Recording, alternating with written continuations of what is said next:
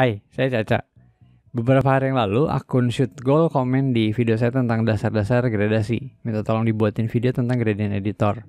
Nah, tadinya saya mau bahas ini nih masih nanti-nanti ya, karena kayak agak ribet gitu topiknya.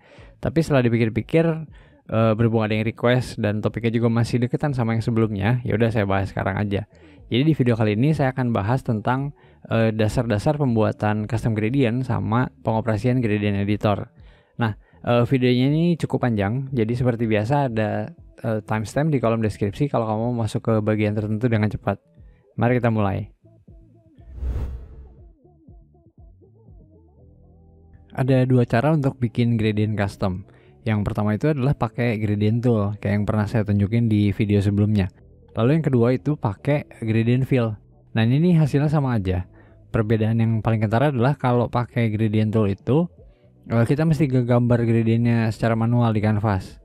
Sementara kalau pakai gradient fill, karena dia itu layer fill, jadi ya gradientnya otomatis muncul, nggak perlu digambar secara manual. Oh ya, yang akan saya tunjukkan itu dua jenis pembuatan gradient custom yang paling dasar ya, yaitu yang pertama foreground to background sama foreground to transparent. Kita mulai dulu dari foreground to background. Sesuai judulnya, ini gradasi dengan warna foreground ke background. Untuk yang pertama ini saya akan pakai cara yang sangat sederhana. Jadi pertama aktifkan dulu gradient tool, lalu klik panah drop down di gradient wrap-nya di sebelah sini. Kemudian pilih yang basics dan pilih yang paling kiri. Ini untuk foreground to background. Untuk pilihan-pilihan di options bar-nya saya pakai jenis yang linear, yaitu yang lurus-lurus aja. Terus blending mode-nya normal, opacity-nya 100%, opsi reverse-nya ini nggak aktif. Tapi dither sama transparansinya aktif. Nah, kalau sekarang saya ganti warna foreground dan backgroundnya, kita bisa langsung lihat ya warna gradasinya ini jadi berubah. Tapi supaya lebih aman, saya bikin layer baru dulu, yaitu layer raster ya. Kemudian saya klik dan drag di canvas. Sesederhana itu. Nah, dengan setting seperti ini, kalau saya ganti jenis gradientnya pun bisa ya tentunya. Misal saya ganti jenisnya jadi angle seperti ini. Lalu saya gambar lagi di canvas. Contoh yang kedua adalah kalau foreground to transparent. Nah, sesuai artinya, ini nih gradasinya dari warna foreground ke transparan. Supaya lebih jelas, di layar panel ini cuma ada satu layer raster yang kosong. Lalu saya pilih warna foregroundnya merah seperti ini. Kemudian saya aktifkan gradient tool dan klik drop down menunya. Kembali lagi pilih basics, lalu pilih ini yang tengah. Ini adalah foreground to transparent. Dari ikonnya aja udah kelihatan jelas ya. Dari warna merah ke area kotak-kotak yang artinya area transparan. Lalu untuk opsi di options bar-nya masih mirip dengan yang sebelumnya. Jenisnya itu linear, opacity 100%, blending mode-nya normal, reverse-nya nggak aktif, dither-nya aktif, dan yang paling penting ini nih, transparansinya aktif. Nah, kalau ini nggak aktif, kita bisa lihat gradientnya jadi nggak muncul di sebelah kiri, cuma warna foreground-nya aja. Kalau udah kayak gini, klik dan drag. Nah, ada satu hal yang unik nih ketika kita pakai jenis foreground to transparent, yaitu ketika saya klik dan drag di area lain, ini jadi kayak ketumpuk gini ya jadinya. Sekarang saya ganti warna foregroundnya jadi kuning misalnya. Kemudian blending mode-nya jadi overlay. Dan kali ini saya pilih jenisnya yang angled. Hasilnya seperti ini. Nah, ini berarti bisa jadi aneh-aneh banget. Opsinya bisa dibilang jadi nggak terbatas. Nah, sekarang saya mau menjelaskan sedikit tentang gradient editor. Sesuai namanya, ini adalah jendela untuk mengatur gradient, membuat gradient baru, ataupun mengedit yang udah ada. Untuk menjelaskan, saya akan pakai gradient fill seperti ini. Pengaturan gradientnya pun seperti ini ya untuk sementara. Jenisnya linear, sudutnya 90 derajat, scale atau ukuran ini 100%, reverse yang nggak aktif, dither aktif, dan align with layer juga aktif. Untuk align with layer ini nanti akan saya jelaskan belakangan ya. Lalu saya klik gradient ramp-nya dan muncullah ini jendela gradient editor. Di bagian ini ada macam-macam warna gradient yang sama persis ya dengan yang ada di gradient tool tadi. Lalu jenis tampilannya pun kita bisa atur dengan klik gear icon ini. Kali ini saya akan ganti jadi large list, jadi kelihatan thumbnail sama nama gradientnya. Pertama saya akan tunjukin dulu caranya modifikasi gradient yang udah ada. Baru sesudah itu caranya nyimpen gradient yang udah dioprek-oprek tadi jadi gradient baru.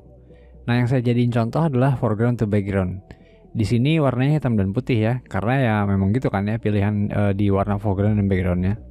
Sekarang kita lihat ke bagian ini. Ini adalah tempat dimana semuanya diatur. Jenisnya solid, smoothness atau kehalusannya itu 100%. Nah yang ini penting nih, keempat tombol ini nih istilahnya stops. Yang ada di bagian bawah slider ini namanya color stops. Sesuai namanya yaitu untuk ngatur warna ya. Ketika saya klik yang paling kiri, kelihatan ya yang bisa diatur itu warna dan lokasinya. Sementara kalau yang ada di bagian atasnya color ramp ini istilahnya adalah opacity stops. Yang mana untuk mengatur opacity dan lokasinya juga. Mari kita lihat lebih lanjut.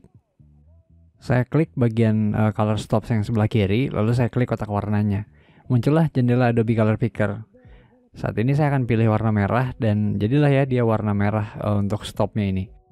Oh ya, untuk ganti warna, selain klik di bagian color ini, kita bisa juga dengan cukup double klik aja color stopnya. Muncul juga deh jendela Adobe Color Picker. Nah, locationnya ini adalah 0%, yaitu di area atau titik paling kiri. Untuk menggeser lokasi ini bisa dengan 3 cara. Pertama adalah dengan klik dan drag aja color stopnya. Kita bisa lihat langsung ya, posisi awalnya di canvas ini otomatis berubah. Cara yang kedua adalah dengan langsung menggerakkan mouse di atas tulisan location. Kelihatan ya kursornya berubah ketika saya tempatkan di atas tulisan location, lalu cukup klik dan drag. Nah, cara yang ketiga adalah dengan memasukkan angka tertentu, misalkan 25%. Nah, kalau nggak sengaja nekan tombol delete, jadi kehapus gitu ya color stopsnya, tenang aja. Cukup gerakin kursor ke bagian bawah ramp, lalu klik, dan muncul lagi deh color stopnya. Nah, ini nih artinya kita bisa bikin juga color stop yang lain yang baru gitu. Misal saya klik di bagian ini, lalu muncullah color stop yang baru. Kali ini warnanya akan saya ganti jadi hijau. Bisa dilihat sekarang gradientnya jadi 3 warna seperti ini ya.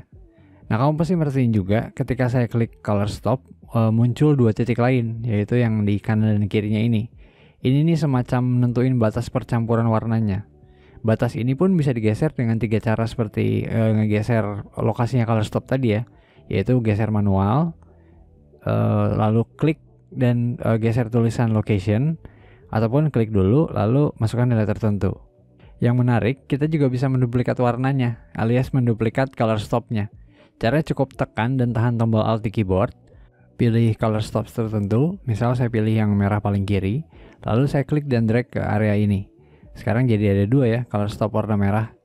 Tapi misal kali ini saya pengen agak tajam, cukup geser aja titik percampuran yang kanan ini lebih dekat ke warna merah yang hasil duplikatnya barusan. Sekarang tentang opacity stops.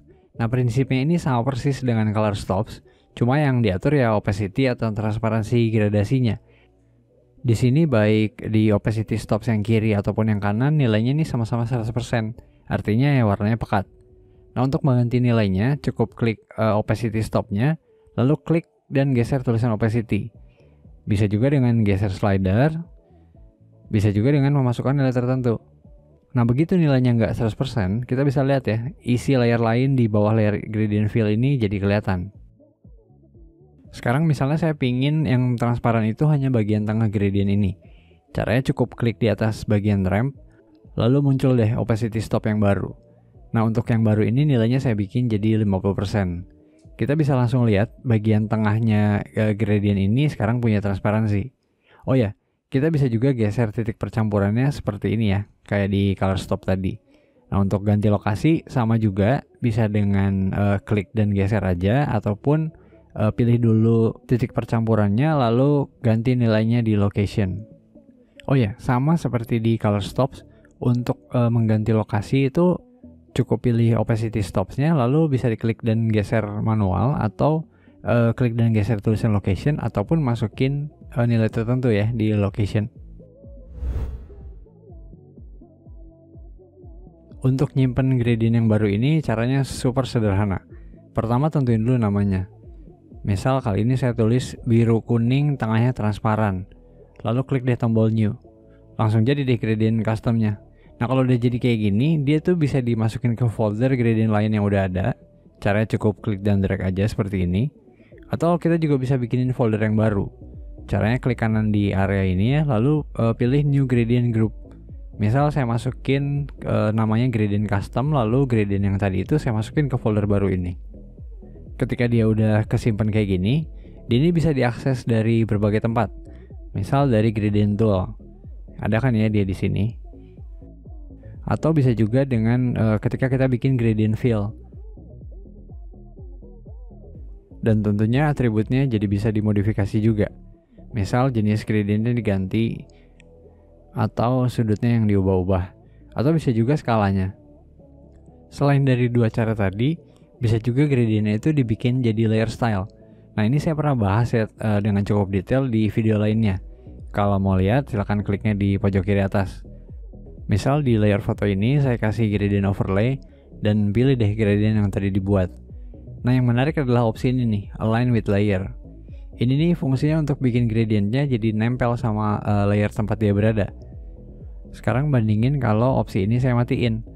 Ketika layernya saya geser, gradientnya itu seolah kayak diam di tempat, nggak ngikut bersama layernya.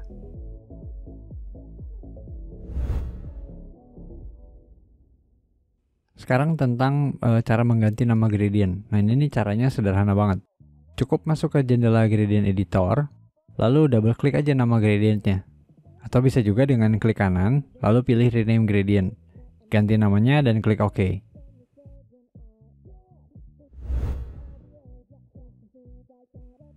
Saya punya sebuah tips ketika kita lagi pakai gradient fill, yaitu kita tuh bisa ngegeser gradientnya dengan klik dan drag. Tapi caranya nggak bisa langsung dari kanvas kayak gini. Kita mesti masuk dulu ke dalam jendela gradient fill-nya. Jadi cukup double klik icon gradient di layernya. Lalu ketika kursornya saya geser ke kanvas, kita bisa lihat kursornya ini berubah jadi move tool. Lalu klik dan geser. Nah kalau udah setelah digeser-geser ternyata nggak serak dan pengen balik ke posisi sebelumnya, cukup klik aja tombol reset alignment. Jadi begitulah ya tentang pembuatan gradient custom dan juga pengoperasian gradient editor. Seperti biasa, kalau ada yang masih mau ditanyakan silahkan langsung ketikkan di kolom komentar. Atau kalau mau berpanjang-panjang boleh kirim email ke caca.photoshop@gmail.com. Terima kasih sudah menonton dan sampai jumpa di video selanjutnya.